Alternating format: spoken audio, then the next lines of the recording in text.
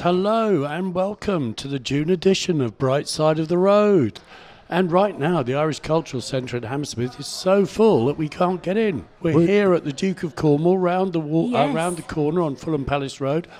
We like to think that we are on top of what's going on in the world of literature here, and the woman who keeps us on top is Anne Flaherty. Welcome. Talking of books, you probably know that this week is Independent Bookshop Week in the UK. Woohoo. And we are delighted to welcome to the Duke of Cornwall, Ross Hoey, manager of the new local independent bookshop, Hewson's in Brentford. Welcome, Ross. Hi, thanks very much for having me. It's great to be here. We pride ourselves on concentrating on literature whenever we can here. Yeah. I'm going to ask both of you, we've talked quite a lot in the last 12 months about the way that the Irish are kind of conquering the Booker Prize, conquering the literary scene. How do you find it in Hewson's? Do you find a lot of people coming in for Irish books at the moment? Oh, absolutely. Yeah, they some bookshops are thinking of even putting in an Irish writer section, and I think it would nearly be pointless because they're everywhere in the shop. I think we're natural. Over. Yeah, exactly. We're natural storytellers, and it's not just. I mean, now we're having a real resurgence of Irish fiction, which is incredible. But historically, you think of Irish writers, you think of poets, you think of playwrights, and what amazing writers nowadays, like Claire Keegan, for example, are really redefining what it is to be an Irish writer. So it's a very exciting time, I think. Mm-hmm. You know, you see these.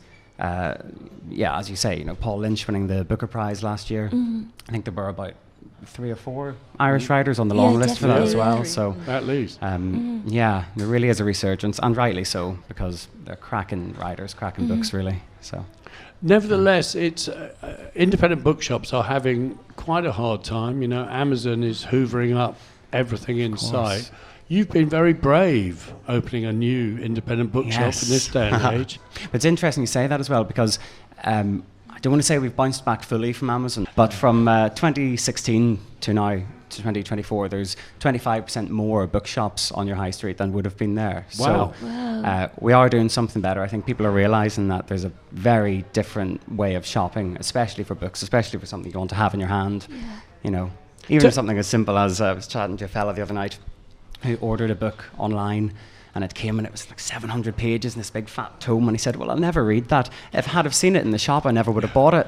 So That's great. Tell us a little bit about Hewson's then. I mean, where is it in Brentford? And do you sell coffee as well, or is that...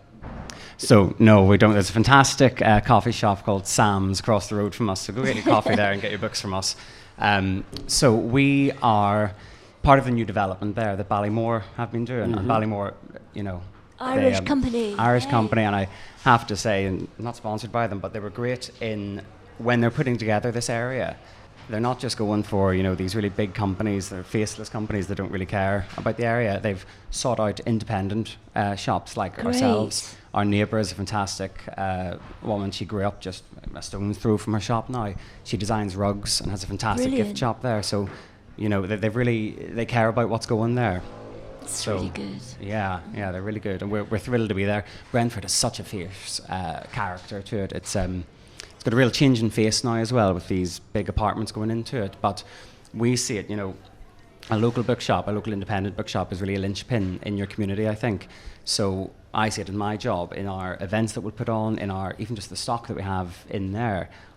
You know, it's our job to bolster this community that's been there for a long time and has such an influx of new people coming into it as well. Being a bookseller then means so much to me, because the art, I want to call it an art, of being able to put the right book in the right person's hand, and the effect that that can have is really fabulous. Ego boosting. But it's really fantastic. Great. Yes. Now, before we let you go, both of you, Anne and Ross, what are your big tips at the moment for new books? They don't have to be by Irish authors, though that would help. Okay. But yeah, shamefully they are, though. So I've 2 I'd love to talk about. One, depends how you say new. It came out last year in hardback, came out in February in paperback. It's called In Ordinary Time. It's by Carmel McMahon.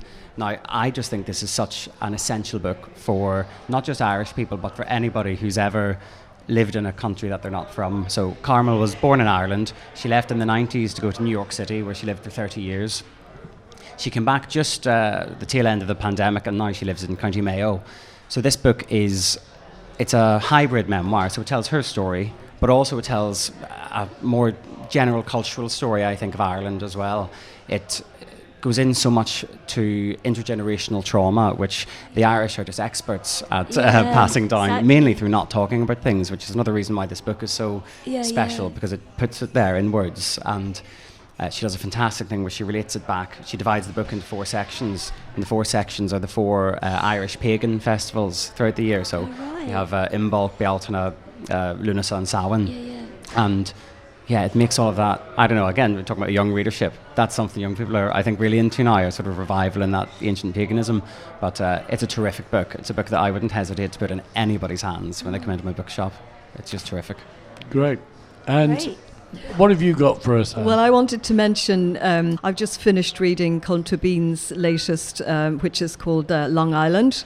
Really enjoyed that. And of course, that's going to be a smash hit, as we know. That revisits the story of Ailish, who left in Brooklyn to go to New York, and in Long Island she comes back. There's a reason, I won't give any spoilers. And the second major talent in Ireland that I want to mention is Kevin Barry, whose book The Heart in Winter is just out, and that is set in 1890s Montana. So obviously that's going to be a cracker as well. I wanted to mention Colm Barrett, Wild Houses. That was an Observer debut of 2024, and that is set in Mayo, and it concerns a feud between local drug dealers and somebody goes missing, and his girlfriend goes to find him, and that's a sort of a slow burn thriller. And thank you so much for keeping us up to date with the world of books. Ross, thank you so much for coming and telling us about Hewson.